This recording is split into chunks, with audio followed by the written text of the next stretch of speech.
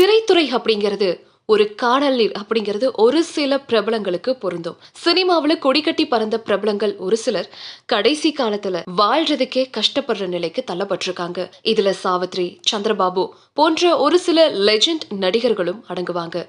இவங்கள மாதிரி சினிமாவுல பல படங்கள்ல தன்னுடைய கட்டுமஸ்தான உடலை காட்டி 90s கிட்ஸ மிரட்டியவர் தான் ராமி ரெட்டி. அம்மன் படத்துல இவர் சொல்ற ஜண்டா ஜண்டா அப்படின்ற வார்த்தைய அவ்வளவு சீக்கிரத்துல யாராலையுமே மறக்க முடியாதுங்க. ராமரெட்டி அம்மன் திரைப்படம் மூலமா தமிழ் ரசிகர்கள் மத்தியில ரொம்பவும் பரிச்சயமானவர் அப்படின்னு சொன்னாலும் கூட இவருடைய சொந்த ஊர் ஆந்திர மாநிலம் சித்தூர். 1959ல பிறந்தவர் தான் இவரு. ஹைதராபாத்ல இருக்கிற ஒஸ்மானியா யூனிவர்சிட்டியில ஜேர்னலிசம் படிச்சவர்.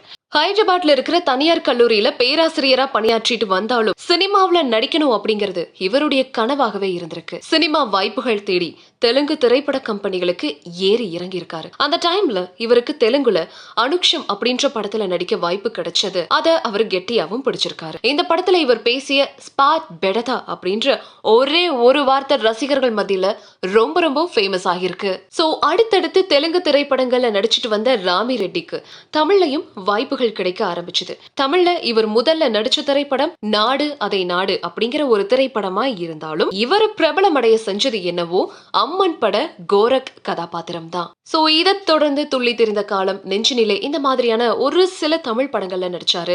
மேலும் ஹிந்தி, கன்னடம், மலையாளம், போஜ்புரி இந்த மொழிகளையும் ஒரு சில திரைப்படங்கள்ல ஆக்ட் பண்ணிருக்காரு.